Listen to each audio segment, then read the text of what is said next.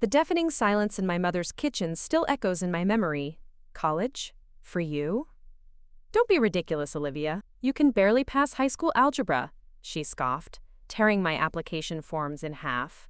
Little did she know, I was already teaching a graduate seminar at Harvard that semester. Before we jump back in, tell us where you're tuning in from, and if this story touches you, make sure you're subscribed. Because tomorrow, I've saved something extra special for you. The torn edges of my college application fluttered to the linoleum floor like confetti at a party I wasn't invited to. My mother, Eleanor Wright, stood over me with that familiar look of disappointment etched across her face. Her perfectly styled hair and impeccable outfit, a stark contrast to our modest kitchen with its peeling wallpaper and outdated appliances. Everything about her screamed appearances matter most, a lesson she'd been drilling into me my entire life. Someone has to be realistic around here, she continued, brushing the paper scraps from her manicured hands. The Wrights aren't academic people, we're practical. Your father runs a hardware store, I manage the books, and you'll find something suitable too. Something that doesn't require, she waved her hand dismissively, wasting money on degrees you'll never use. I was 18 then, a high school senior with straight, as that somehow never seemed good enough. Not for Eleanor Wright, who measured success by social standing, rather than actual achievement. In her world, our middle-class life in Burlington, Vermont was something to be ashamed of, something to be disguised with brand-name clothes bought on credit, and stories about vacations we never took. But Mom, I've already been accepted, I said quietly, kneeling to gather the torn pieces of my dreams. Full scholarship to Boston University. I wouldn't cost you anything. She laughed, that sharp, cutting laugh that always made me feel 2 inches tall. And who's going to help at the store? Who's going to make sure this family doesn't fall apart while you're off playing student? Your father needs the help, and we can't afford to hire someone.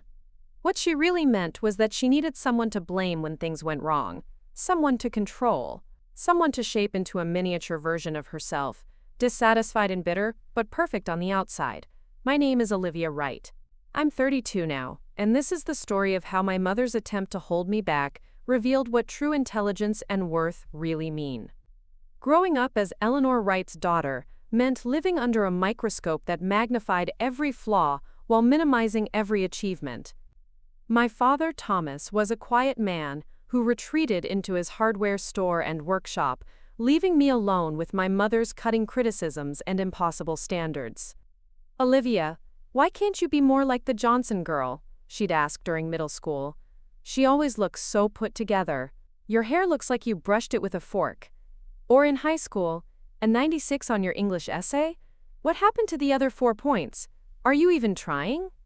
The irony was that beneath her perfectly cultivated exterior, my mother was terrified of intellectual pursuits. Books made her uncomfortable. Complex ideas made her change the subject.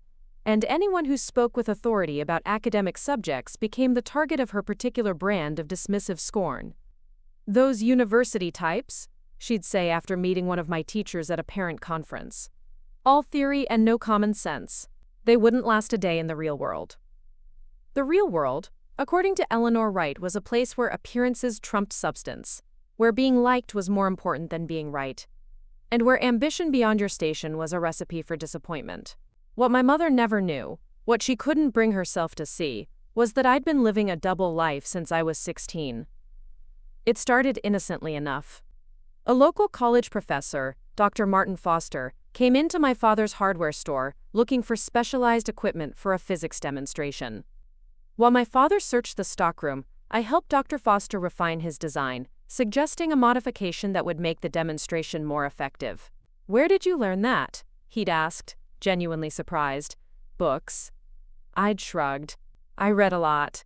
That chance encounter led to an invitation to sit in on his Physics 101 class at Burlington Community College, which led to an unofficial audit of advanced theoretical physics.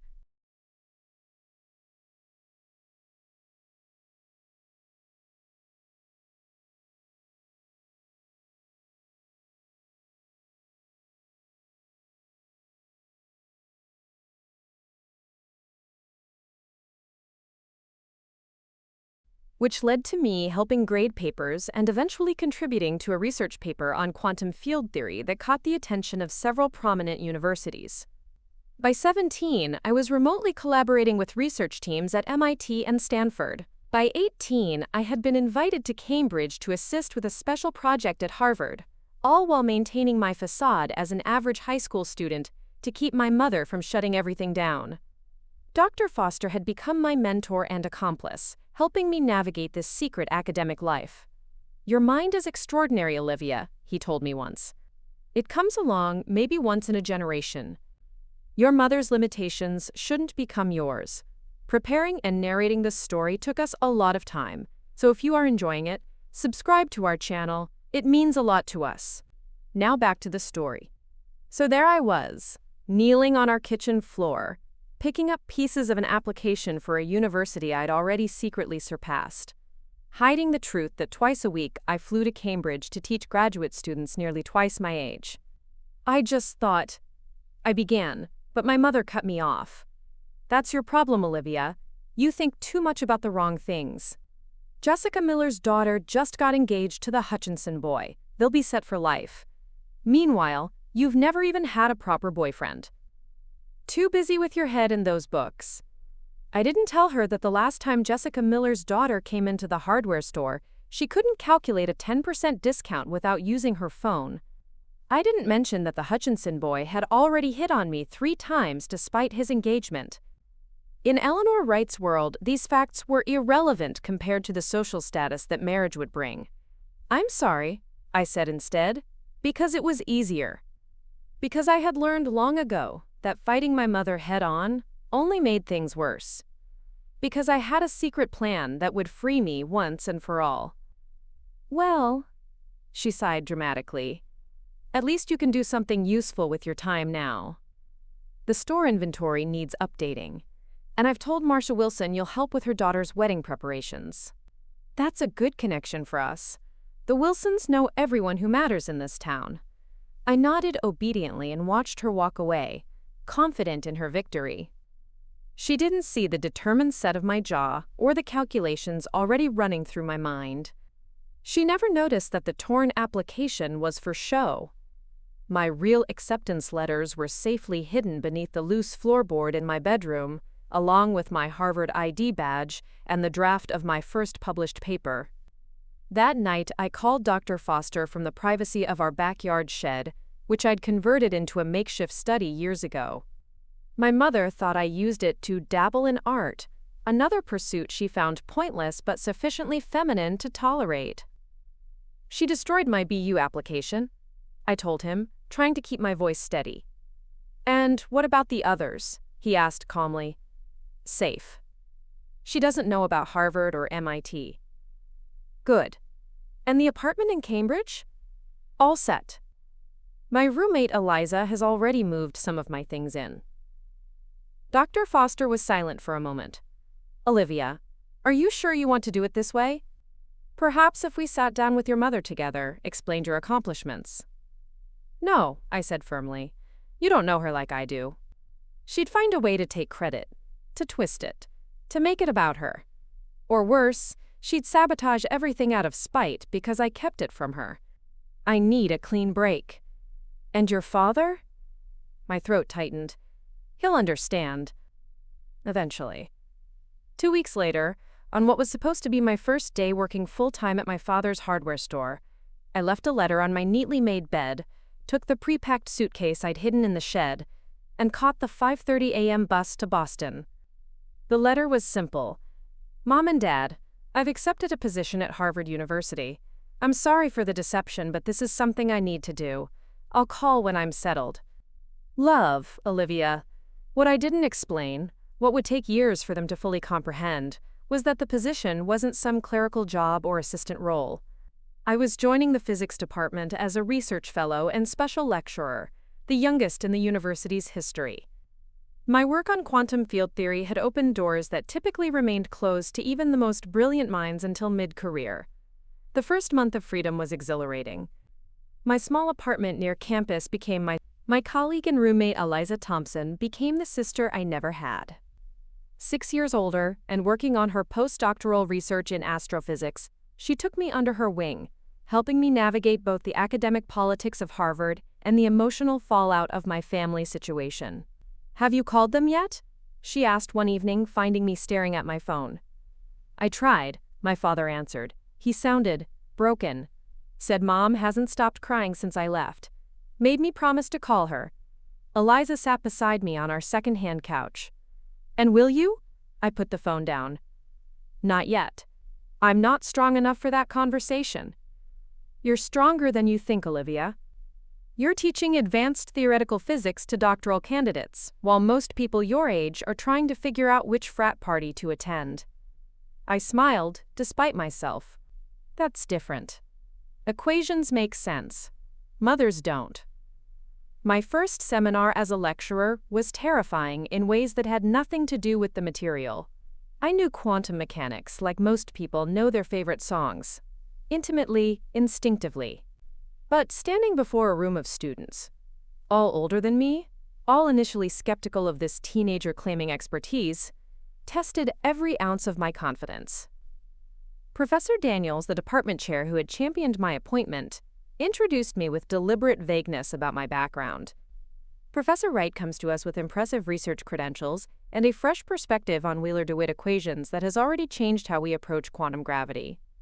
I saw the whispers, the raised eyebrows, the skeptical glances. I was used to being underestimated. My mother had prepared me well for that particular challenge. So I did what I always did when backed into a corner.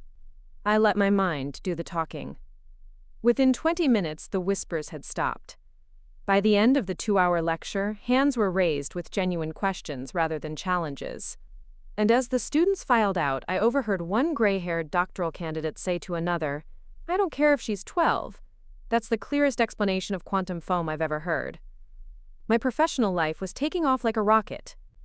My personal life, however, remained firmly grounded by the gravity of my mother's disapproval. She called exactly 1 month after I left, her voice tight and controlled. "So, Harvard. Were you planning to tell us, or did we need to hear it from Maria Peterson, who saw you on some university website?"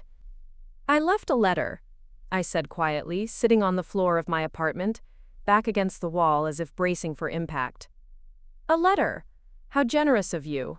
After all we've done for you, all we've sacrificed." "What exactly did you sacrifice, Mom?" The words escaped before I could stop them. My happiness? My potential? My sense of self-worth? The silence on the other end was deafening.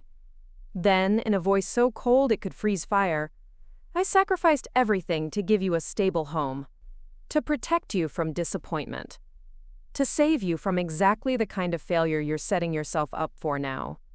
I'm not failing. I'm thriving. I'm doing work that matters. Playing professor won't last, Olivia. The real world will catch up to you. And when it does, don't come crying back to us." She hung up. I sat on the floor for hours afterward, my phone clutched in my hand, tears streaming down my face. Not because I believed her, I knew better than that now, but because I realized that no achievement, no recognition, no success would ever be enough to make her see me. My father called the next day. "She doesn't mean it," he said, his voice weary. "She's hurt that you kept secrets, that you didn't trust us. Dad, be honest. If I had told you both what I was doing, what I was capable of, would she have supported me? Or would she have found a way to stop it?" His silence was answer enough. "I needed to get away," I continued gently. "I needed space to become myself without constantly being told who I was supposed to be." "I understand that better than you might think," he said, surprising me. "Just don't cut us out completely. Even your mother. She loves you in her way." "Her way hurts, Dad." "I know. Believe me, I know." We established a cautious pattern after that. Weekly calls with my father, occasional stilted conversations with my mother. She never asked about my work, never acknowledged my accomplishments, never stopped treating my Harvard position as some sort of elaborate charade that would inevitably collapse. "Jessica Miller's daughter is pregnant," she'd say, as if this milestone automatically trumped teaching at an Ivy League institution, a proper adult with a proper job.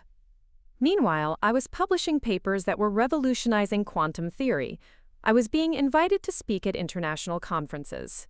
At 20, I became the youngest recipient of the Pritchard Fellowship in Theoretical Physics.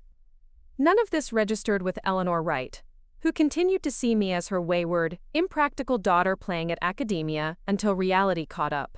The irony was almost funny. While my mother insisted I was too stupid for college, I was not only attending one of the world's most prestigious universities, but teaching there, shaping the minds of future scientists, and pushing the boundaries of human knowledge. The real breakthrough in our relationship, or breakdown, depending on how you look at it, came 3 years after I left home. I was 21, established in my field, and had just been featured in a Scientific American article titled, "The Prodigies Reshaping Physics."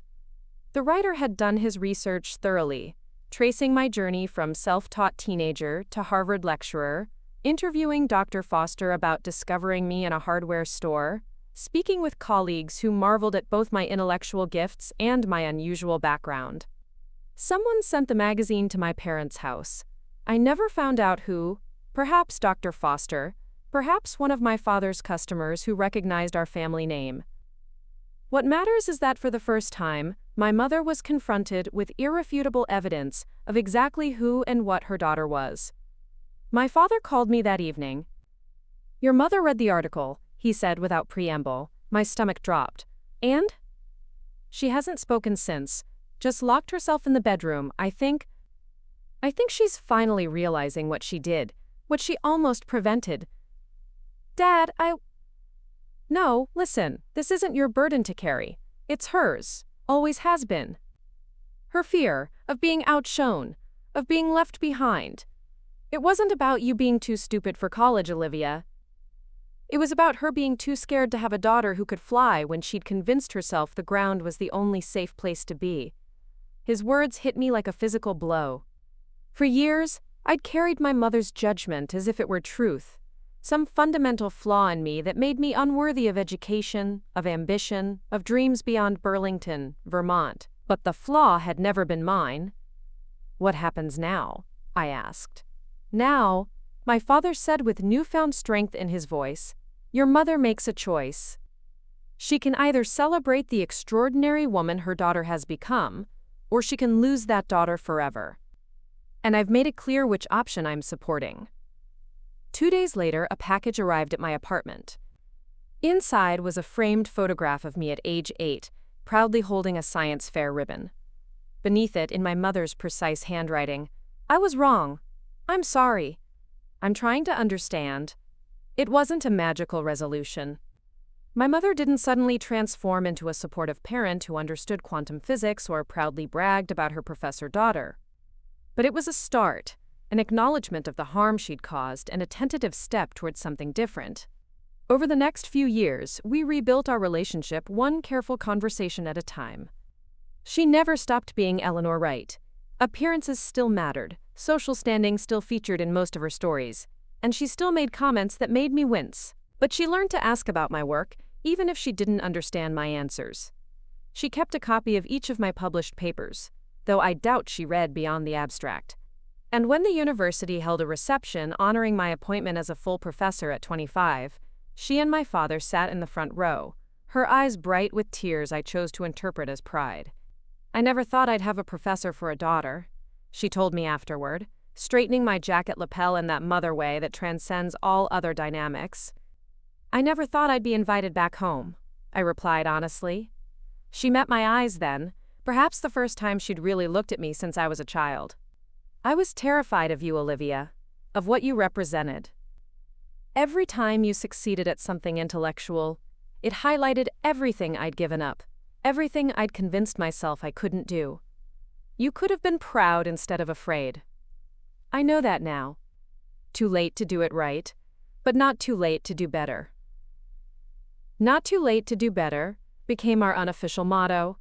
My mother will never. Today, at 32, I hold an endowed chair at Harvard, lead a research team exploring the frontiers of quantum computing, and mentor young women in STEM fields, especially those from backgrounds where education isn't valued or encouraged. I make a point of visiting high schools in rural and underserved communities, showing teenagers that there are paths they might not see from where they're standing.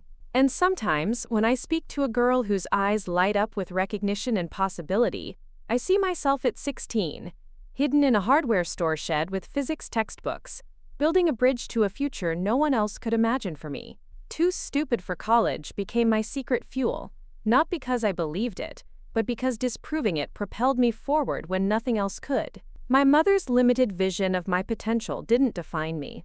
It merely defined the first obstacle I had to overcome. The greatest lesson I learned wasn't about quantum mechanics or theoretical physics. It was about the quantum nature of human potential itself, how it exists in multiple states simultaneously, collapsed into reality not by the observer but by the observed, by the choices we make when faced with those who would limit us. Last night, I sat in my office at Harvard, staring at the email that would change everything. Dr. Wright, we're pleased to inform you that your nomination for the Breyer Prize in Theoretical Physics has been accepted. The ceremony will be held in Stockholm this December, the most prestigious award in my field, and my mother's voice still whispered in the back of my mind, "You'll never amount to anything academic." Before we jump back in, tell us where you're tuning in from, and if this story touches you, make sure you're subscribed. Because tomorrow, I've saved something extra special for you. 10 years had passed since that kitchen confrontation where my mother tore up my college application. 10 years of building a career that had taken me from prodigy to pioneer. 10 years of healing a relationship that had been broken long before I left home. And now this email, validation beyond anything I could have imagined when I was that frightened 18-year-old catching the dawn bus to Boston. My finger hovered over the reply button. The first people I wanted to tell weren't my colleagues or my research team. They were my parents. How far we'd come. I picked up my phone and dialed the familiar number, smiling as I imagined my mother's reaction. Would she finally understand what I'd accomplished? Or would she find some way to diminish this too? "Hello," my father's voice, warm and steady as always. "Dad, it's me. I have news. Is Mom there too? Hold on, I'll put you on speaker." I heard muffled movements, then my mother's voice in the background asking who was calling. "It's Olivia," my father said. "She has news." I took a deep breath. I've been nominated for the Breyer Prize. It's basically the Nobel of Theoretical Physics. They're flying me to Stockholm in December for the ceremony. The silence on the other end lasted just long enough for my stomach to clench with old anxiety. Then I heard it. My mother's voice, thick with emotion. "Oh, Olivia, that's wonderful. I'm so proud of you." 4 simple words I'd waited a lifetime to hear. "Really?" I couldn't help asking. "You're not going to tell me how Jessica Miller's daughter just got promoted at the bank, or how this isn't a real job?" My father chuckled, but my mother's response surprised me. "Jessica Miller's daughter was laid off last month," she said quietly, "and she's been calling me for advice because she doesn't know what to do with herself. All these years, she did exactly what everyone expected of her, and now she's lost. But you," her voice caught, "you never needed anyone to tell you who to be. I was just too blind to see that was your strength, not your weakness." The admission stunned me into silence. My mother, acknowledging her mistake? Recognizing my path as valid? It seemed impossible, yet here it was. As unexpected and miraculous as finding a new particle that changes our understanding of the universe. "We're coming to Stockholm," my father announced. "Wild horses couldn't keep us away." "Your father's already looking at flights," my mother added, a hint of her old exasperation creeping in. "As if we can afford." "I want you both there," I interrupted. "The prize comes with a stipend. Let me handle the arrangements." Before she could protest, I added, "Please, Mom, let me do this for you."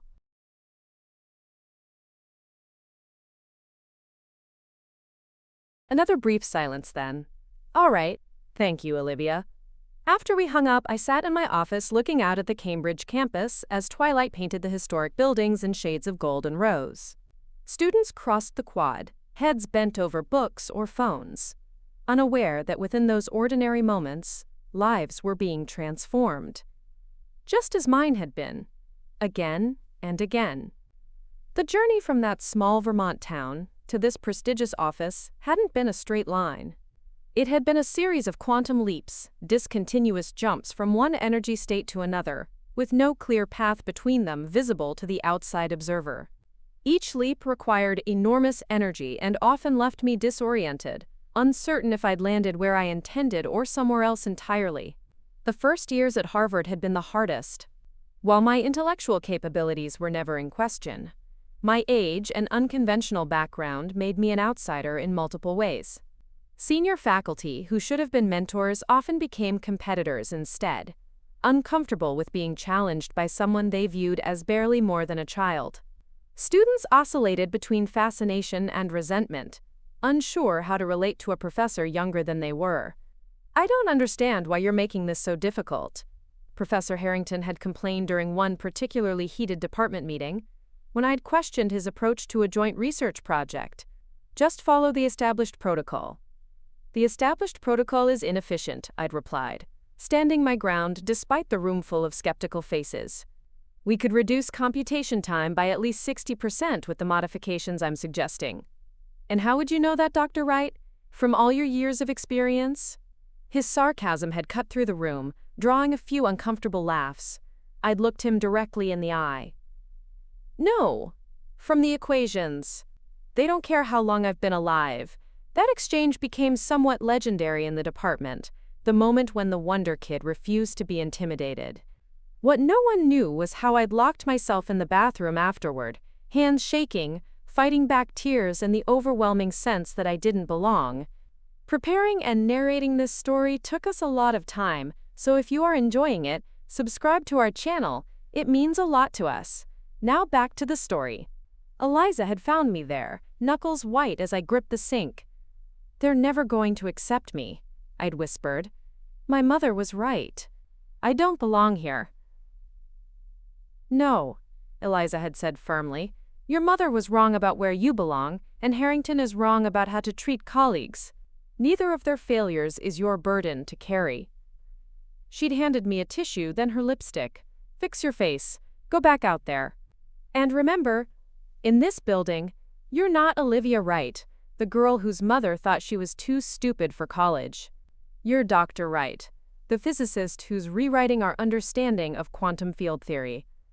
I'd stared at myself in the mirror, seeing for the first time the division between who I had been and who I was becoming. "Dr. Wright," I'd repeated, testing how it felt in my mouth. "Exactly. Now go make Harrington eat his equations." That moment in the bathroom marked another quantum leap, from imposter to authority, from apologizing for my presence to owning my place at the table. Within 6 months, even Harrington had grudgingly acknowledged the value of my approach. Within a year, 3 of my papers had been published in leading journals, and the whispers had transformed from skepticism to respect. But, as my professional star rose, my personal life remained as complicated as a multidimensional equation. My relationship with my parents improved in small increments. A civil phone call here, a holiday visit there, but the fundamental wound remained unhealed. My mother still viewed my career as something incomprehensible and slightly suspicious, while I still flinched at her judgments, anticipating criticism even when it didn't come. "You look tired," she'd observe during my infrequent visits home. "That place is working you too hard. And for what? All these theories that normal people can't even understand." "Mom," my father would warn, his patience visibly stretching. "What? I'm concerned about her health. Is that a crime?" The pattern repeated for years. 2 steps forward, 1 step back.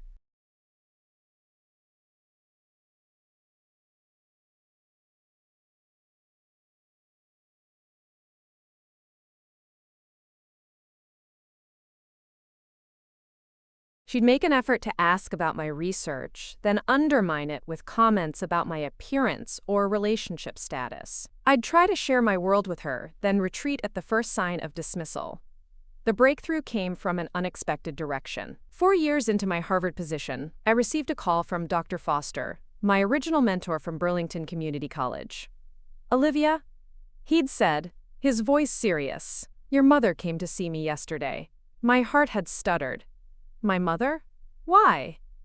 She asked me to explain your work to her, said she wanted to understand what you do, but didn't want to bother you with stupid questions. I'd sat down, stunned. You're kidding. Not at all. We spent 3 hours going through the basics of quantum theory. She took notes, Olivia, asked intelligent questions, really tried to understand. But why now? His answer had changed everything. She saw a young woman in the hardware store, reminded her of you at that age. Bright, curious, asking questions about how things work. And instead of dismissing her, your father encouraged her, showed her how the circuit boards fit together. Your mother said, watching them, she suddenly realized what she'd done to you. The curiosity she'd extinguished instead of nurtured. I'd been silent, processing this revelation. She may never fully understand your equations, Olivia, Dr. Foster had continued gently. But she's trying to understand you. That's a start. The next time I visited home, I brought a children's book on basic physics, the kind with colorful illustrations and simple explanations. My mother had looked at it suspiciously. What's this for? I thought we could read it together. I'd said, heart pounding. If you're interested in what I do. She'd hesitated, then nodded once, sharply. All right, but don't expect me to suddenly become a genius like you. I don't, I'd assured her. I just want to share this part of my life with you. We'd sat at the kitchen table, the same table where she'd torn up my college application years before, and I'd watched my brilliant, terrified mother struggle through concepts that children grasp easily, her pride warring with her genuine desire to connect. So, everything is made of these particles? She'd asked, pointing to an illustration of atoms. Even this table? Yes. And the particles are mostly empty space. Matter as we perceive it is an illusion, created by forces holding those particles in relationship to each other. She'd run her hand over the solid wood. Doesn't feel like an illusion. That's what makes physics so amazing, I'd replied. The gap between what we perceive and what actually exists. She'd looked up at me then, something vulnerable in her expression. Is that what happened with us? You existed one way, but I perceived you another. The question had caught me off guard with its insight. Maybe. Yes. I'm sorry for that, Olivia. Truly. That afternoon hadn't magically fixed everything, but it had created a new foundation, one built on her effort to see me clearly and my willingness to be seen. We'd established a monthly physics lesson where I'd explain some basic concept from my world, and she'd try to connect it to hers. Gravity became a metaphor for family ties. Entropy explained why her kitchen could never stay clean. Quantum entanglement illustrated how she and my father remained connected even when arguing. Slowly, painstakingly, we built a shared language, not of complex equations but of mutual respect. Meanwhile, my career continued its meteoric trajectory. At 25, I became the youngest full professor in Harvard's physics department. At 27, my team made a breakthrough in quantum computing that landed us on the cover of Nature. At 30, I published a book translating complex physics concepts for general audiences that became an unexpected bestseller. Professor Wright makes quantum mechanics feel as accessible as a conversation with a friend, one reviewer wrote, unaware of how much that skill had been honed in monthly sessions at my parents' kitchen table. The book's success brought a new dimension to my life. Public recognition beyond academic circles. Suddenly, I was being invited onto talk shows, asked to give TED Talks, approached for consultations on movies and TV shows.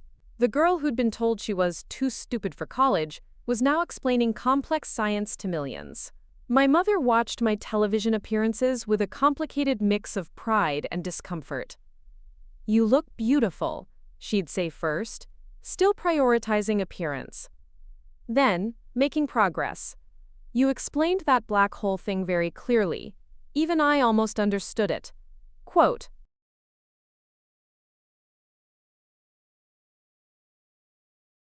Still, I nodded in acknowledgement.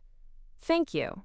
As the reception continued around us, I felt a strange sense of completion. The secret that had defined 7 years of my life was now public knowledge. The family dynamics that had shaped my determination were shifting into something new. Later that evening, alone in my office overlooking the city, I reflected on the journey that had brought me here, the tiny office above the laundromat. The late nights coding while my family thought I was struggling to make rent, the strategic patience of building something revolutionary while appearing ordinary. Tyler knocked on my door, bringing in the evening news summaries. "Your front page everywhere," he said with a grin. The mysterious CEO reveals herself.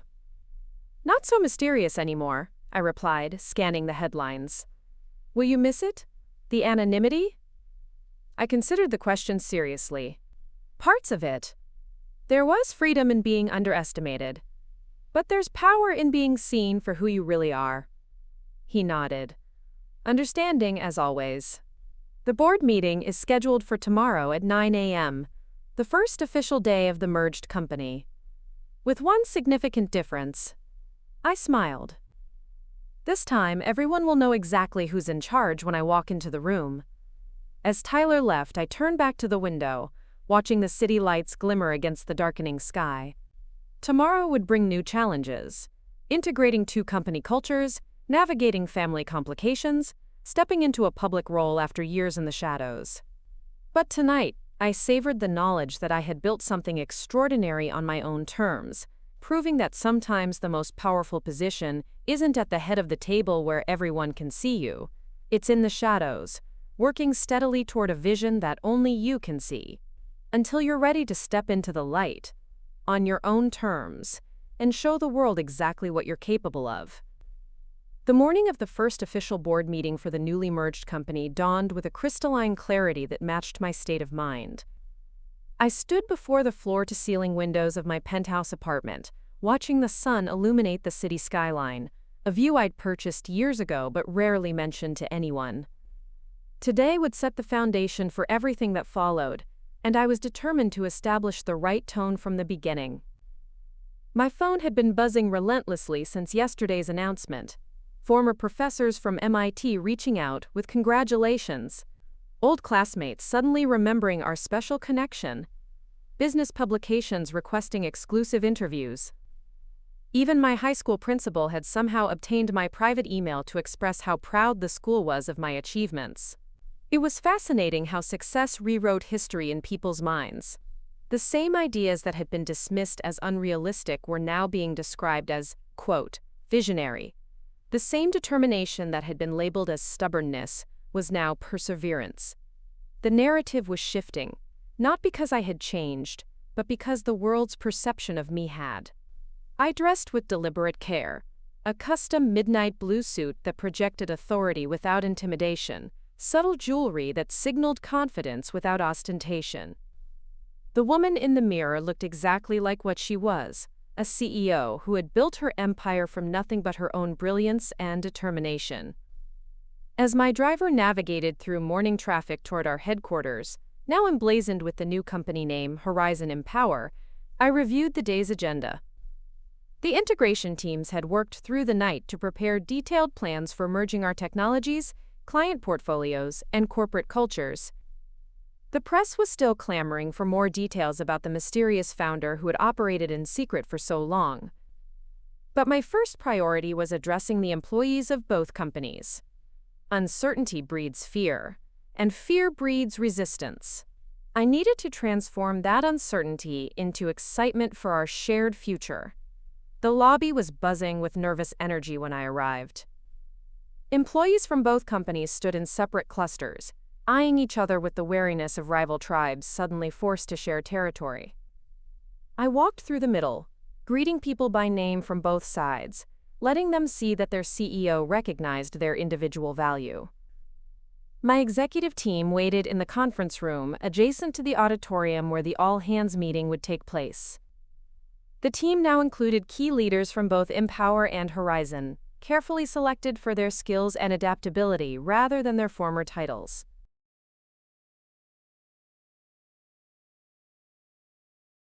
The almost spoke volumes about how she still saw herself as fundamentally incapable of comprehending my world. But the fact that she was watching, trying, engaging, that was the miracle neither of us had thought possible 10 years earlier. The invitation to the Briar Prize ceremony accelerated everything. Suddenly, my mother was calling with questions about what to wear to Stockholm, who would be there, what the ceremony entailed. Her anxiety manifested as a flood of practical concerns, but beneath it, I recognized something deeper: fear of embarrassing me, of not belonging in that rarefied academic atmosphere, of being exposed as somehow inadequate. I recognized it because I'd felt it myself, over and over, throughout my career. "Mom?" I said finally, during one particularly frantic call about appropriate evening wear. "You don't need to prove anything to anyone there. You're my mother. That's the only qualification necessary." "Easy for you to say," she'd snapped. "You belong in that world. I don't." The parallel was so perfect I almost laughed. Do you have any idea how many times I've felt exactly that way? How many rooms I've walked into where I was sure everyone was about to discover I didn't belong? "You? But you're human," I finished for her. "Just like you, just as capable of feeling out of place or inadequate." The silence on the other end stretched until I wondered if we'd been disconnected. Then, quietly, "Is that why you understand me? Despite everything?" "Maybe," I admitted. "Or maybe it's just that underneath all our differences, we're actually quite similar. Stubborn, determined, afraid of failing but willing to try anyway." She'd laughed then, a genuine laugh without the cutting edge I'd grown up fearing. "Your father's been saying that for years. That we're too much alike to get along." "Well, Dad's pretty smart for a hardware store owner." "Yes," she'd agreed, surprising me again. "He always was. I just didn't appreciate different kinds of intelligence until it was almost too late." In the weeks leading up to the Stockholm ceremony, I found myself reflecting on the nature of intelligence itself, how narrowly we define it, how quickly we dismiss types that don't fit our preconceptions. My mother had valued social intelligence, the ability to navigate human relationships and status hierarchies. I'd privileged abstract reasoning, pattern recognition, theoretical construction. Both of us had been wrong to dismiss the other's strengths as somehow lesser. The revelation came full circle when I visited home the weekend before flying to Stockholm. My father was showing me the new inventory system he'd implemented at the hardware store, a clever combination of physical organization and digital tracking that had increased efficiency by nearly 40%. "Dad, this is brilliant," I'd said, genuinely impressed. "The way you've mapped the physical space to optimize workflow while maintaining intuitive category groupings, it's essentially an application of network theory." He'd looked pleased but confused. "It's just common sense, Livy." "No, it's seriously sophisticated systems thinking. You're a natural engineer." My mother had been watching from the doorway. "He always could figure out how to make things work better," she said quietly. "I used to think it was just tinkering, not real intelligence like doctors or lawyers have." "Or professors?" I'd added gently. She'd met my eyes directly. "Or professors. I was wrong about a lot of things, Olivia, including what makes someone smart." The three of us had stood there in the hardware store, the place where my secret academic journey had begun all those years ago with Dr. Foster, each acknowledging in our own way how limited our understanding of each other had been, how much richer life became when we expanded our definitions of value, of worth, of intelligence. "Well," my father had said finally, breaking the emotional tension with his practical nature, "I may not understand those equations of yours, Livy, but I'm smart enough to know we should celebrate before you go win that fancy prize." "Dinner at Rossini's?" My treat. As we'd walked to his truck, my mother had taken my arm, a rare physical gesture from a woman who'd always kept her emotions tightly controlled. "I have something for you," she'd said, pressing a small box into my hand. "For Stockholm." Inside was a delicate silver necklace with a pendant shaped like an atom. It wasn't expensive or flashy, my mother's usual criteria for gifts, but thoughtful, personal, meaningful.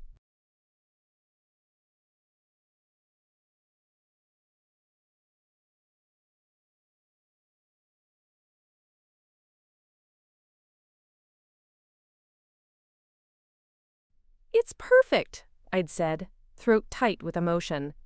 "I want you to wear it when you accept your award," she'd continued. To remember where you came from.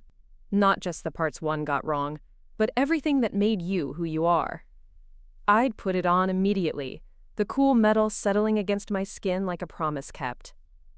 Now, sitting in my Harvard office with the Breyer Prize nomination email still open on my screen, I touched that necklace and thought about the extraordinary journey from too stupid for college to Stockholm, about quantum leaps and mother-daughter relationships, about the many forms of intelligence that shape a life. I hit reply and accepted the nomination, then opened a new email to my department. There was one more thing I needed to do before Stockholm, something that would bring the whole improbable story full circle. Dear colleagues, I wrote, I'm pleased to announce a new scholarship program for promising students from non-traditional backgrounds, particularly those whose potential may be overlooked due to socioeconomic factors or lack of family support for academic pursuits. The Eleanor Wright Scholarship for Hidden Brilliance will provide full funding plus mentorship to 5 students annually. I paused, fingers hovering over the keyboard, wondering if naming the scholarship after my mother was an act of forgiveness or subtle revenge. Perhaps both, perhaps neither. Quantum states, existing simultaneously until observed. The program will honor those who recognize that intelligence manifests in countless ways, I continued, and that our greatest contributions often come from seeing potential where others see only limitations. I sent the email, then called my mother again. I've done something, I told her without preamble, and I'm not sure if you'll be pleased or horrified. I explained the scholarship, my voice steady despite my racing heart. When I finished, the silence stretched so long, I checked to make sure we hadn't been disconnected. Mom, are you there? You named it after me? She finally asked, her voice thick with emotion. After everything I did to discourage you? Because of everything you've done since to make amends, I corrected gently. And because your story matters too. The woman who was taught that her intelligence didn't count. Who was told that her worth was in her appearance, her social connections, her ability to fit in. Who passed that burden to her daughter because she didn't know another way. And now, she whispered, now we're writing a different ending. For both of us. Stockholm in December is a study in darkness and light. Long nights illuminated by glowing windows and streets adorned with twinkling lights that reflect off fresh snow. As our car approached the Grand Hotel, where Nobel laureates traditionally stay, I felt a strange sense of unreality. Through the frosted window, I could see the historic building gleaming like a palace from a fairy tale, its warm lights pushing back against the Nordic winter darkness. Before we jump back in, tell us where you're tuning in from, and if this story touches you, make sure you're subscribed, because tomorrow, I've saved something extra special for you. It's beautiful, my mother whispered beside me, her breath fogging the glass. For once, she wasn't talking about designer labels or social appearances. She was simply expressing wonder, the same wonder I felt daily in my work, the wonder I'd kept hidden from her for so many years.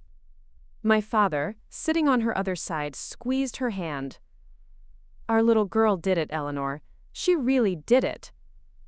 I smiled, touching the atom pendant at my throat. We're not quite there yet. The ceremony isn't until tomorrow. Doesn't matter, he said firmly. You're already a winner in my book. The hotel lobby was bustling with distinguished scientists, academics, and dignitaries, a global gathering of the brightest minds. As we checked in, I noticed my mother straightening her posture, smoothing her coat, old habits of presenting the right appearance. But something was different now. There was no desperation in her movements, no frantic need to impress, just the natural nervousness of anyone entering an unfamiliar world. Dr. Wright, a voice called from across the lobby. Professor Mitsuda from Tokyo University approached with a warm smile. I was hoping to catch you before the madness of tomorrow begins. Professor Mitsuda, what a pleasure.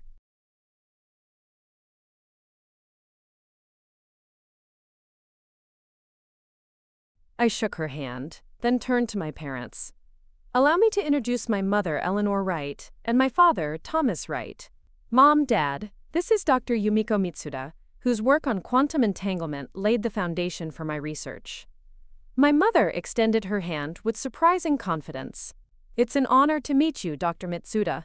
I've heard wonderful things about your work from Olivia. Professor Mitsuda's eyebrows rose slightly, perhaps surprised by my mother's engagement, given how rarely family members at these events showed interest in the technical aspects of our field. Your daughter has built brilliantly on that foundation, she replied warmly. Her paper on multi-dimensional entanglement was revolutionary. You must be very proud. I held my breath, waiting for my mother's response. Would she deflect? Make it about appearances? Minimize my accomplishment? Instead, she smiled. A genuine, unguarded smile that transformed her face. Immensely proud, she said simply, though I can't pretend to understand the details of her work. Few of us truly understand all the details, Professor Mitsuda laughed. That's why Olivia's contribution is so valuable. She sees connections the rest of us miss. My father, never one to miss an opportunity for a dad joke, chimed in. She gets that from me. I can connect any pipe fitting in Vermont. The unexpected humor broke the ice completely. Professor Mitsuda laughed delightedly, and soon we were chatting like old friends rather than awkward strangers from different worlds. As more colleagues joined us. Drive. Chen from Berkeley, Professor Okafor from Oxford. My parents moved with increasing ease through conversations that would have been unimaginable just a few years earlier. Later that evening, as we prepared for the welcome dinner, I found my mother sitting at the vanity in our shared suite, staring at her reflection with an unreadable expression. Everything okay? I asked, fastening my earrings. Simple studs rather than the ostentatious pieces she'd always preferred. I was just thinking about how things might have been different, she said quietly. If I'd supported you from the beginning. If I'd been proud instead of afraid. I sat on the bed, considering my words carefully. We can't change the past, Mom. And honestly, I'm not sure I would if I could. She turned to face me, surprised. You wouldn't? The path I took made me who I am. Having to fight for my dreams, even against you, taught me resilience. Having to hide my abilities taught me empathy for others who can't express their true selves. Even the pain shaped me in ways that have made my work possible. That's very generous of you, she said, eyes glistening. But I still wish I'd been better. You're being better now, I told her, crossing the room to stand behind her. I placed my hands gently on her shoulders, meeting her eyes in the mirror. And that matters more than you know. For a moment, we simply looked at each other in the reflection, mother and daughter, so similar in features yet so different in nature. Then she reached up and patted my hand. We should finish getting ready. Wouldn't want to be late to your big night. It's just the welcome dinner, I reminded her. The actual ceremony is tomorrow. Every moment of this trip is your big night, she insisted, returning to her makeup with renewed purpose. And I intend to soak up every second of it. Preparing and narrating this story took us a lot of time, so if you are enjoying it, subscribe to our channel, it means a lot to us. Now back to the story. The welcome dinner was held in a grand hall with soaring ceilings and windows that looked out over Stockholm's waterfront. Crystal chandeliers cast a warm glow over tables adorned with elegant centerpieces and fine china. It was exactly the kind of setting my mother had always aspired to, the epitome of the sophisticated world she'd tried so desperately to claim through surface appearances. Yet as we entered, I noticed something remarkable.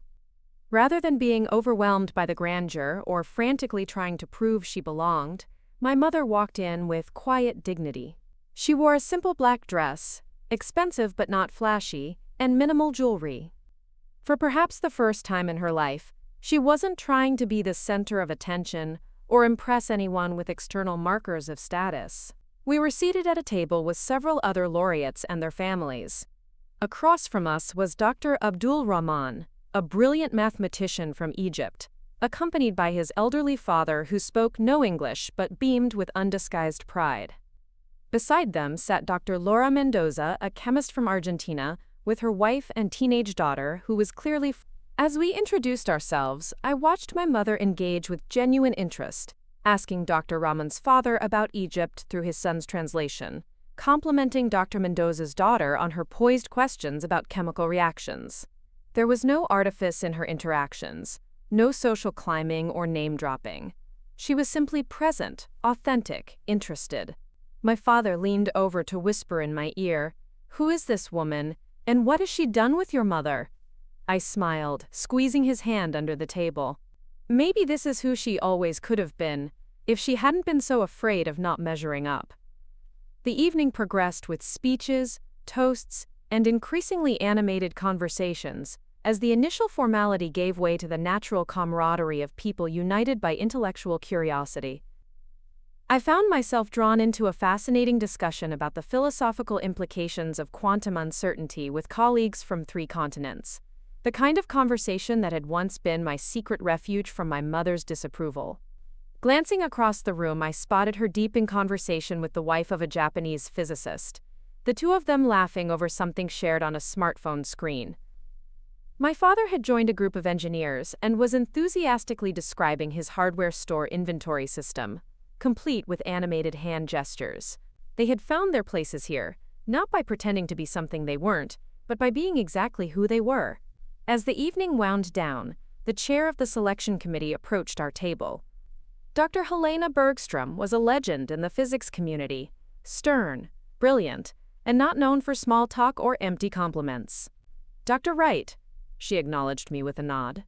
"I've been looking forward to meeting you in person. Your work on multidimensional entanglement has profound implications for our understanding of reality itself."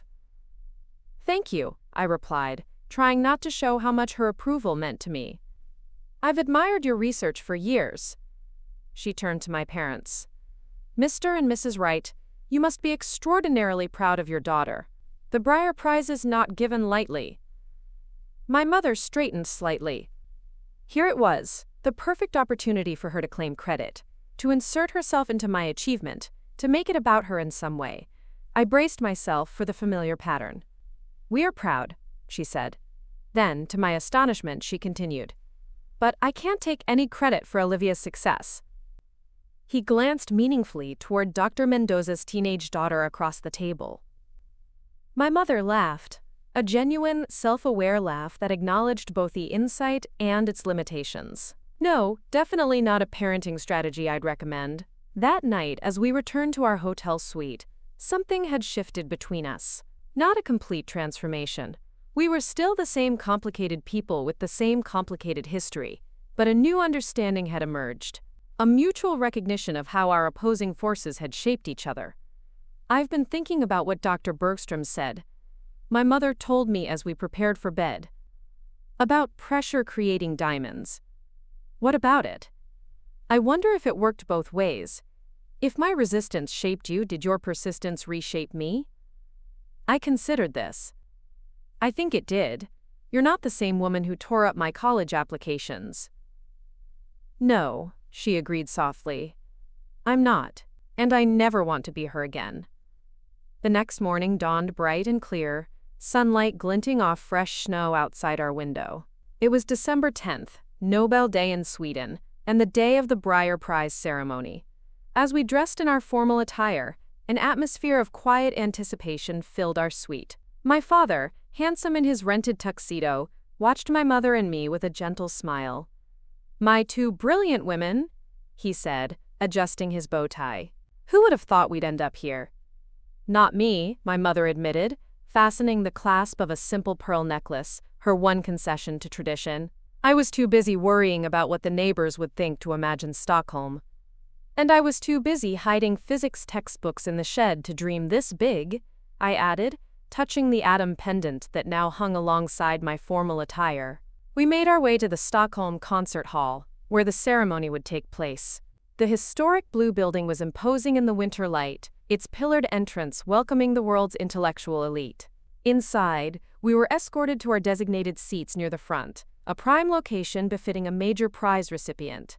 As the hall filled with distinguished guests, my mother leaned over to whisper, "I always wanted to move in these kinds of circles, to be among the elite." "And now you are," I noted. She shook her head slightly. But not in the way I imagined. Not through social climbing or appearances. Through substance. Your substance. It's humbling.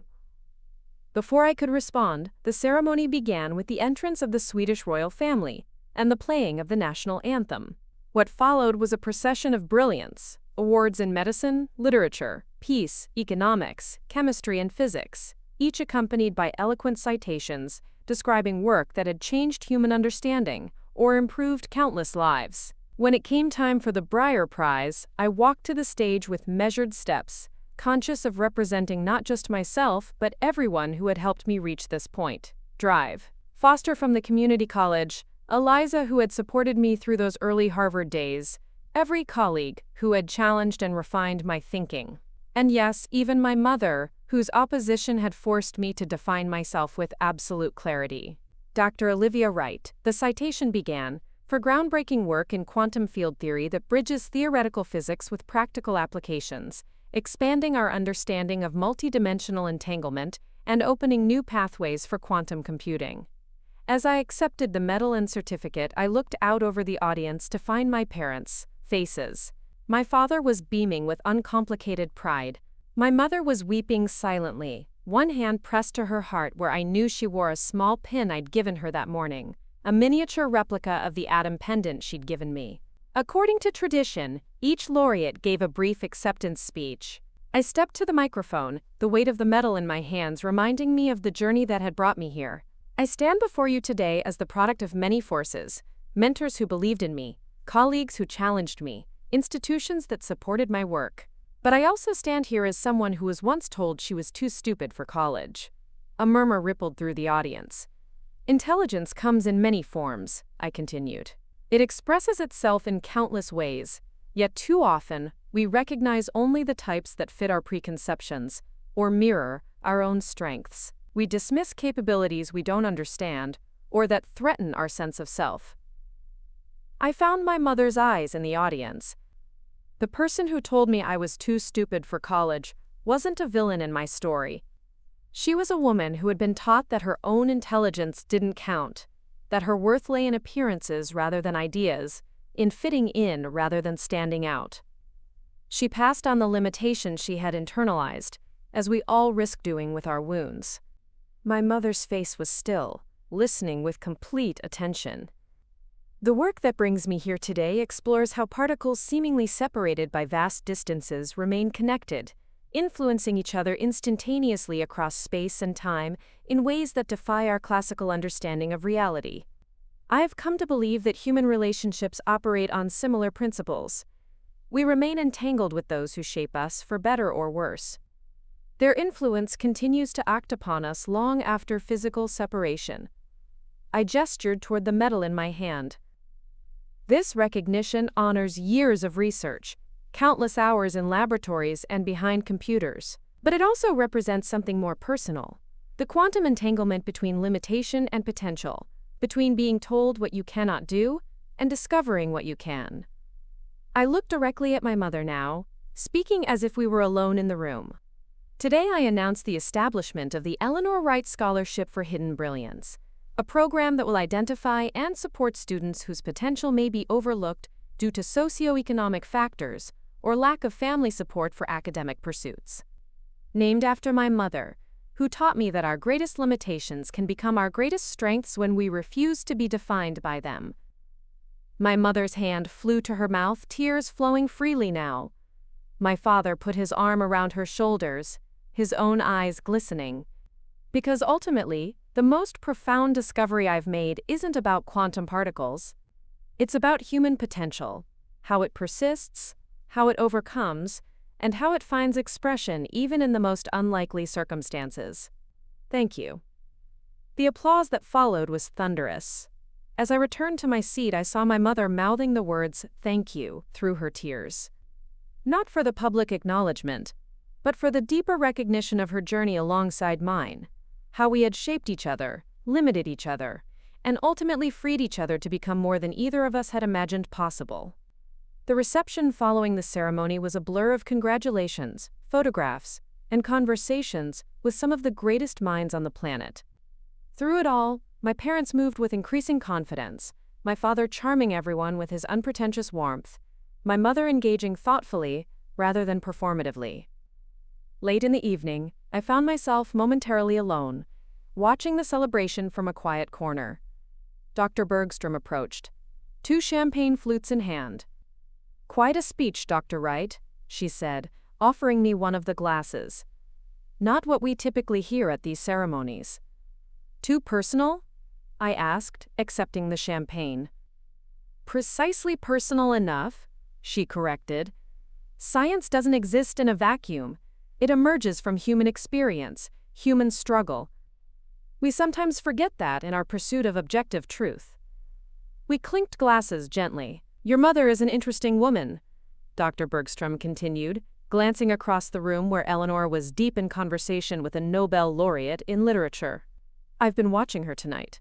She's undergone quite a transformation." "We both have," I acknowledged. "The scholarship is a powerful gesture. Reconciliation, without erasing the past." I nodded, sipping my champagne. It felt right to acknowledge both the harm and the healing. Dr. Bergstrom studied me with the same intensity she might apply to an elegant equation. "You know, quantum entanglement suggests that once 2 particles interact, they remain connected regardless of distance. Perhaps the same is true of mothers and daughters." "Perhaps," I agreed, though human entanglement seems to allow for more evolution than the quantum variety. "We can change our states more deliberately." She smiled at the physics metaphor. "Indeed. And that may be the most remarkable discovery of all." As the evening wound down, my parents and I walked back to our hotel through the snowy Stockholm streets. The city was magical at night, historic buildings illuminated against the darkness, snowflakes catching the light like tiny stars falling to earth. My mother walked between my father and me, linking arms with both of us. "I never imagined a night like this," she said softly. "Not just the ceremony, but this. Being here with both of you, feeling like I truly belong." "You do belong," I assured her. "Not because of appearances or social status, but because you're my mother. Because we're entangled in ways that transcend all of that. Quantum mother-daughter mechanics," my father joked, earning a playful swat from my mother. "I don't need to understand the science," she replied, "to know that something extraordinary has happened to us. Something I nearly prevented with my own fear and narrow vision." We stopped on a bridge overlooking the water, the city lights reflecting in rippling patterns below us. In that moment, surrounded by the beauty of Stockholm and the warmth of newfound understanding, I felt a sense of completion that had nothing to do with academic recognition. "You know what I think?" my father said, breaking the contemplative silence. "I think maybe we all need both limitation and freedom to become our best selves. Too much of either, and we never discover what we're truly capable of." My mother and I looked at him in surprise. For a man of few words, it was a remarkably philosophical observation. "What?" he grinned. "You think you two have a monopoly on deep thoughts? I've been running a hardware store for 30 years. You learn a thing or two about how people work, what makes them break, what helps them rebuild." We laughed together, our breath fogging in the cold air, our reflections shimmering in the water below. 3 ordinary people from a small Vermont town, standing under the vast Nordic sky, connected by blood and choice, and the long, complicated journey that had brought us here. "Too stupid for college," my mother mused, shaking her head. "What an absurd thing to say to a child. Especially to you." "It's okay, Mom," I said gently. "We're past that now." "Not entirely," she corrected me. "We don't just erase these things. But we can transform them, like your scholarship is doing, turning our painful history into opportunity for others." She turned to face me fully, her eyes reflecting the lights of the city. "I was wrong about so many things, Olivia. But most of all, I was wrong about what makes a life valuable. I thought it was about appearances, status, fitting into some arbitrary social hierarchy. You showed me it's about authenticity, contribution, having the courage to be exactly who you are." "We all showed each other," I replied, including my father in my gaze. "And we're still learning." As we continued our walk back to the hotel, I thought about the long journey from that kitchen in Vermont to this moment in Stockholm, about torn application forms and secret physics books, about quantum entanglement and mother-daughter relationships, about how sometimes the people who try to limit us become the unwitting catalysts for our greatest achievements, and about how, in the vast, complex equation of life, even the most difficult variables can ultimately balance to create something beautiful. 5 years after Stockholm, I stood in the auditorium of Burlington High School, the same school where I'd once hidden my academic abilities to avoid my mother's disapproval. The room was filled with students, parents, and teachers, all gathered for the special assembly I'd been invited to address. In the front row sat my parents, my father beaming with uncomplicated pride, my mother with the quiet dignity she'd grown into over the years. Before we jump back in, tell us where you're tuning in from, and if this story touches you, make sure you're subscribed, because tomorrow, I've saved something extra special for you. Many of you know me as Dr. Olivia Wright, I began, looking out over the sea of young faces, the local girl who won the Breyer Prize and teaches at Harvard. But that's not why I'm here today. I stepped away from the podium, choosing to walk closer to the audience, to remove the barrier between us.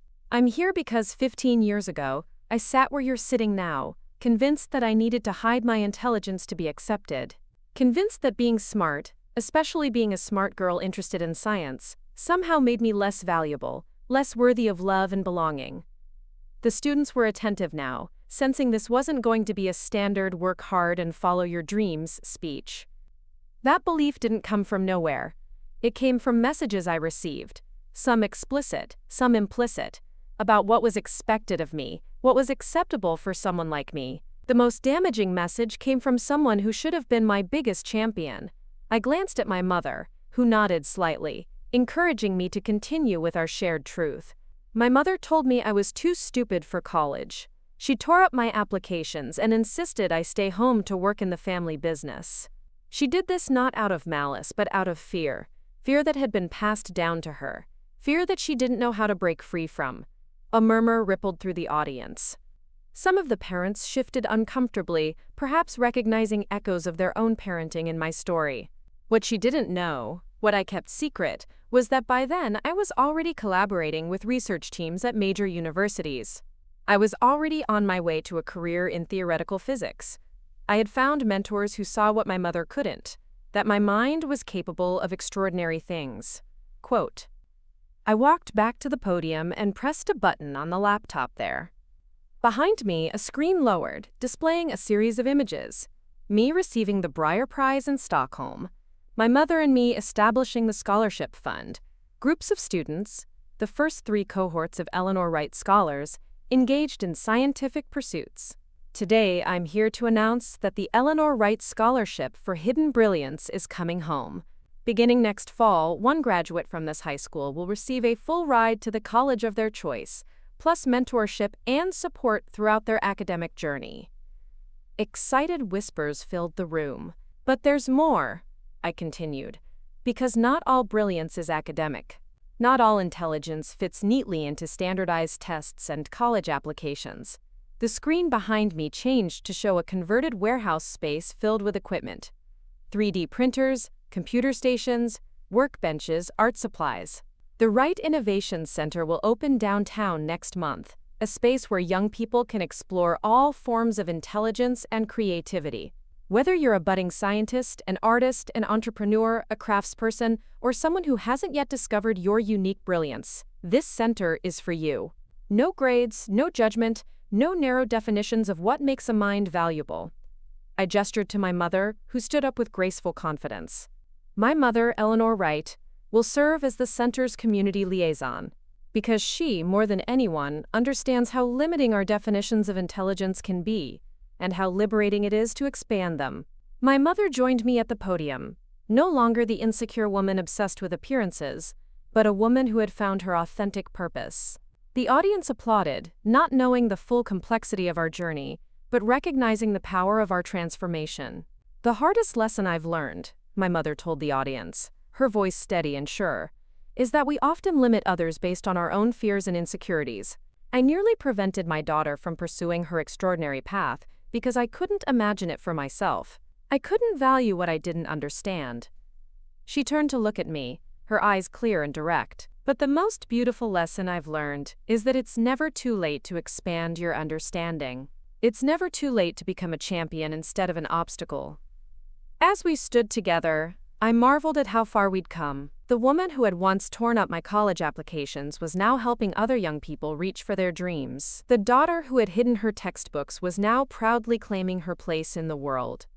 We had both been transformed by the very conflict that had once threatened to define us. Preparing and narrating this story took us a lot of time, so if you are enjoying it, subscribe to our channel. It means a lot to us. Now back to the story. After the assembly, we held a reception in the school library, a fitting location, as it had been my sanctuary during those difficult high school years. Students and parents lined up to speak with us, many sharing their own stories of limitation and aspiration. My dad says art isn't a real career, one girl confided, showing us sketches that revealed extraordinary talent. He wants me to study business instead. My counselor told me not to bother with advanced math since I'm not a math person, a quiet boy admitted. But I solve equations in my head for fun. Each story echoed elements of my own, each young person carrying some version of, "You're not good enough," or "That's not for people like you." My mother listened to them with particular intensity, recognizing the harm such messages could inflict. "Bring your father to the Innovation Center when it opens," she told the young artist. "I'd like to show him something." To the boy discouraged from mathematics, she said, "I used to believe I couldn't understand complex ideas. Now I realize I was never given the chance to try." Don't let anyone take that chance from you.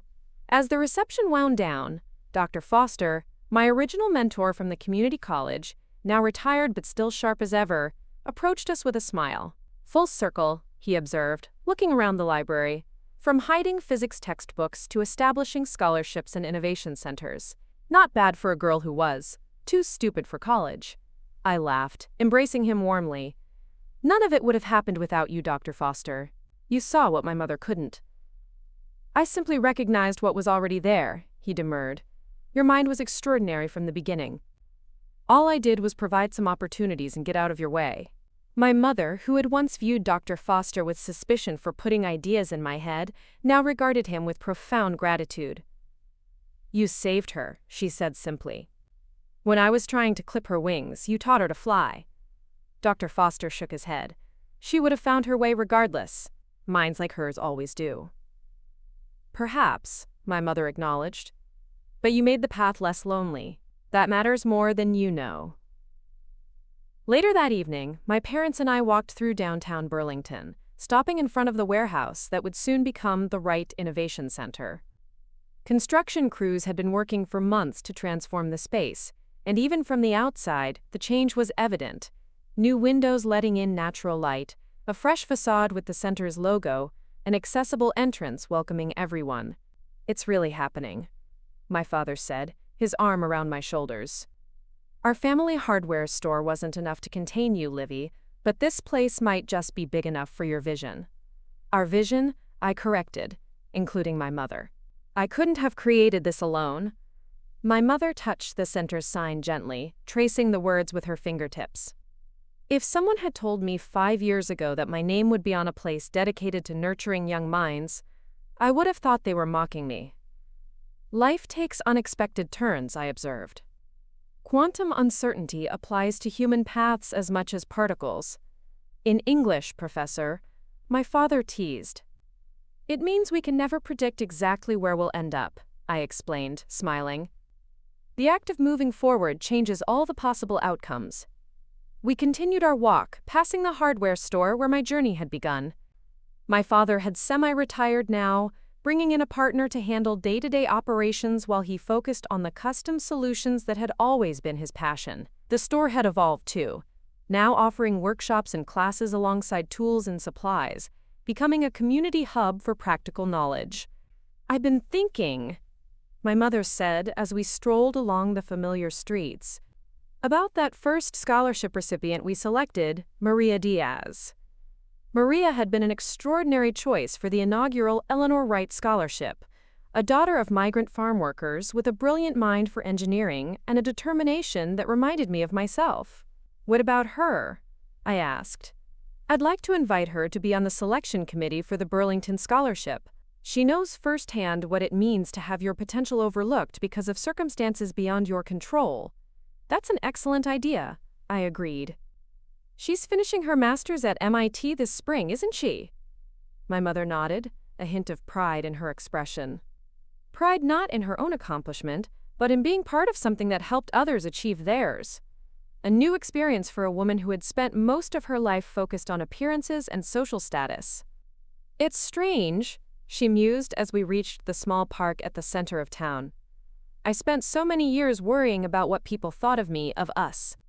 Trying to project the right image, maintain the right connections. And now, the most meaningful thing I've ever done has nothing to do with any of that.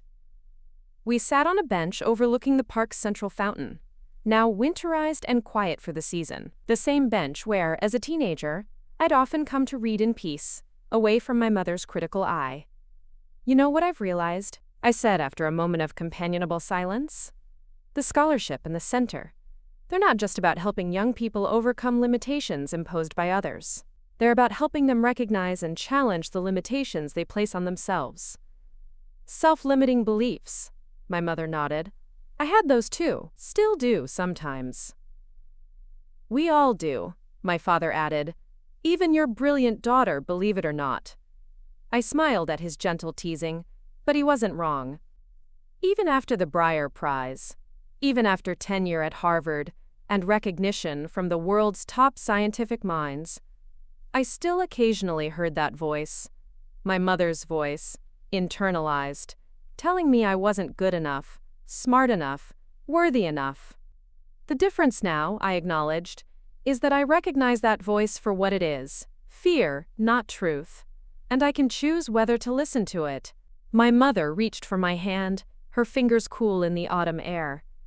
If I could erase that voice from your mind, I would. It's my deepest regret that my own fears became the soundtrack in your head. But don't you see? I turned to face her directly. That's exactly why our work with these young people is so powerful. Because we're not just saying, don't let others limit you. We're saying, we've been there. We know how it feels. And we found a way through. She considered this, then nodded slowly. Authenticity over appearances. Finally, a lesson I can truly embrace. My father checked his watch and stood up, stretching.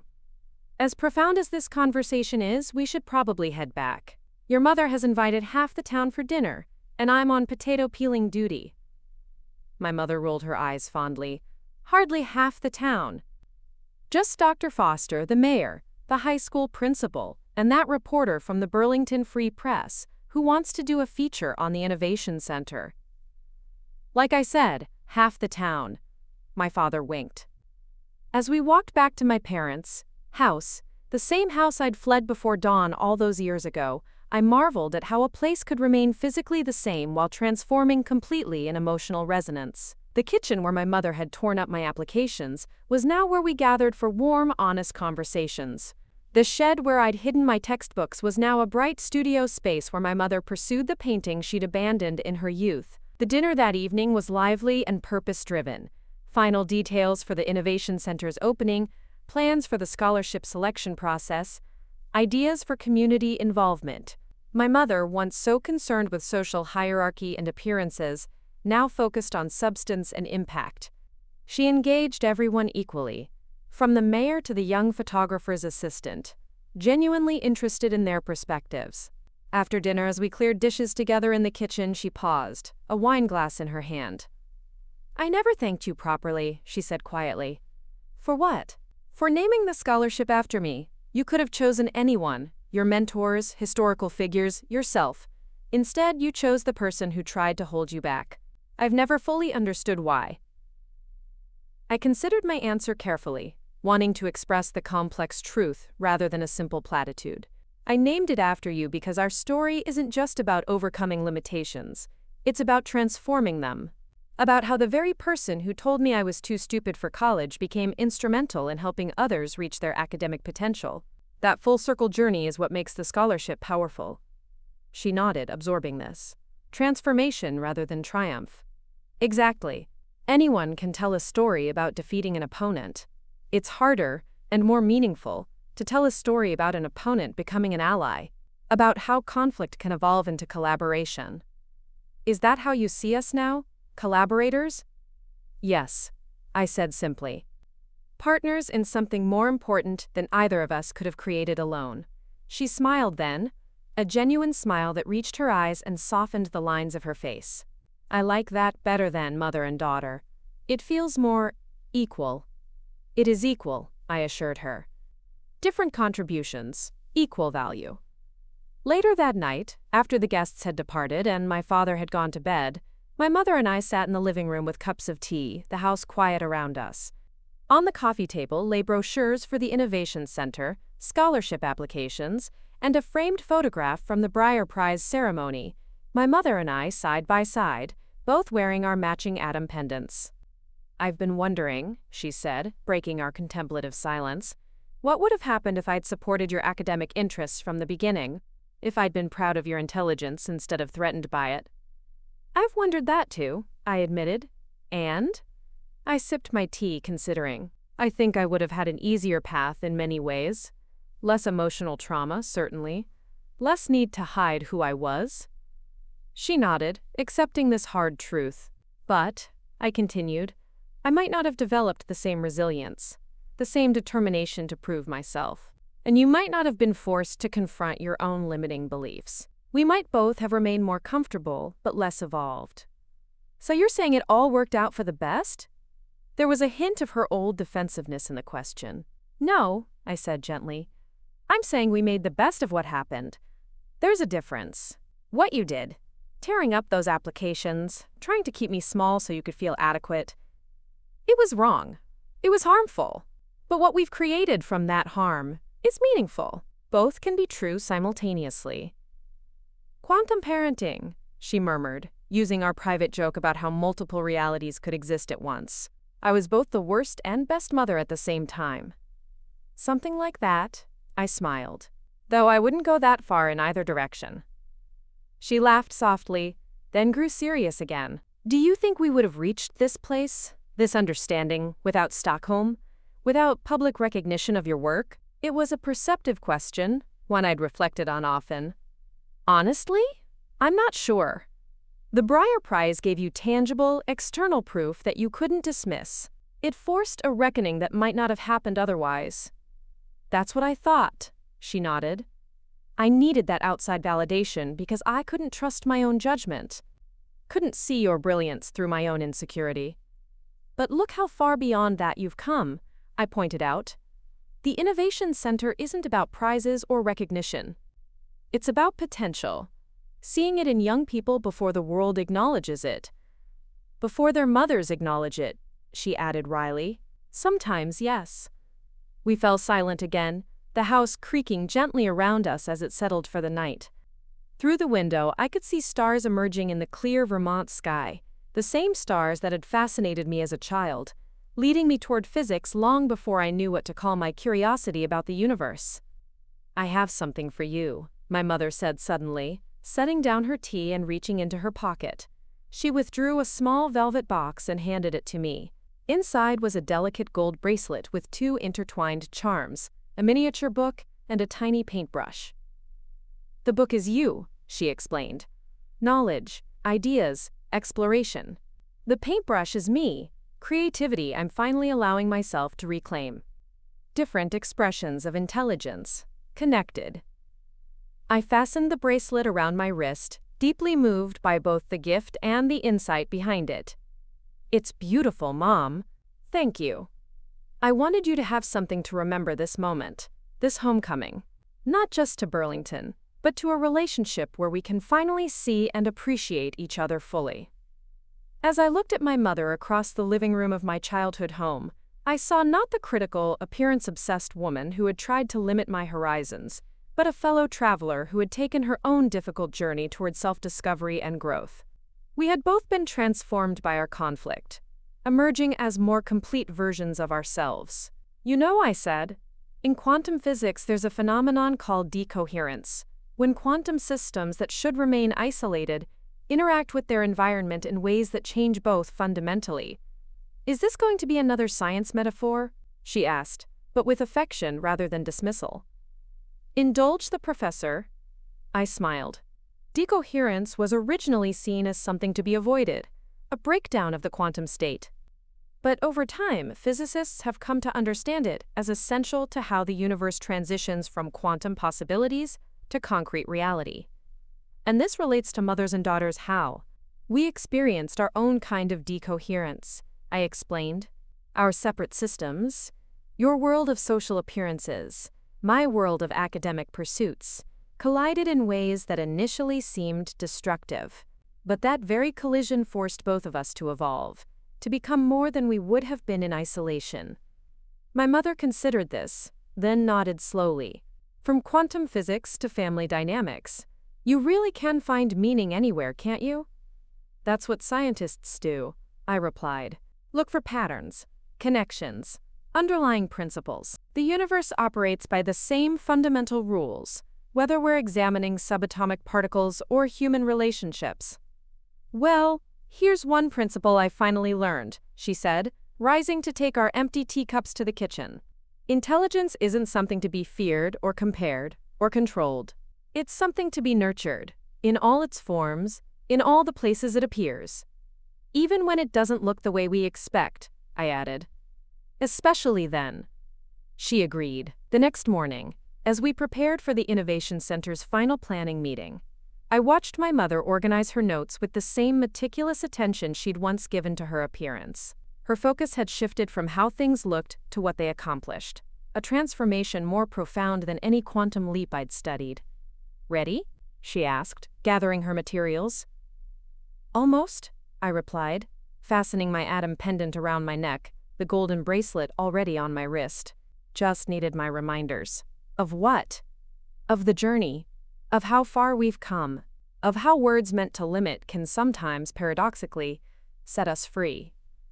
She touched her own pendant, understanding without further explanation.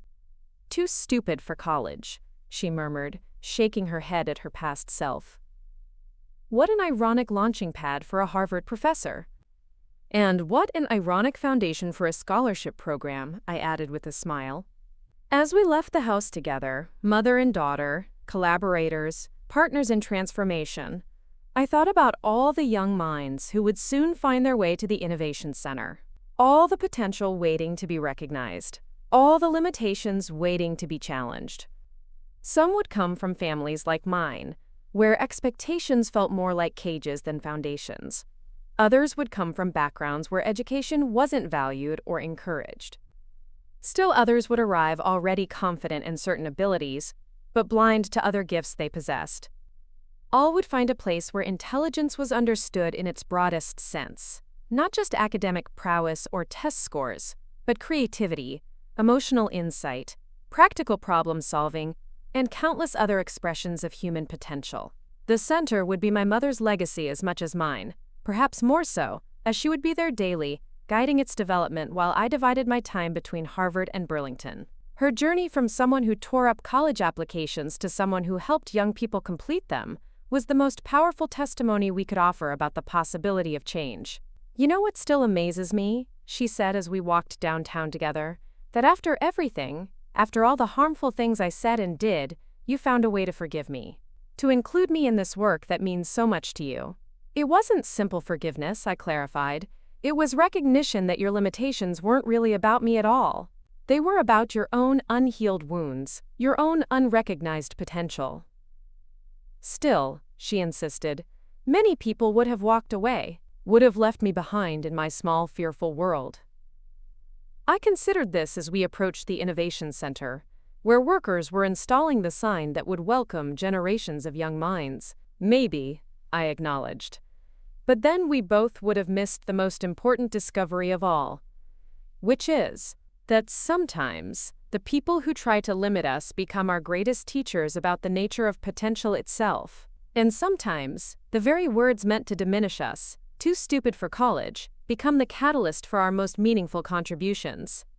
As we entered the center together, stepping from Vermont's autumn chill into the warm, light-filled space that would nurture so many dreams, I felt the full circle of our journey, From limitation to liberation, from conflict to collaboration, from too stupid for college, to changing how intelligence itself was valued and recognized.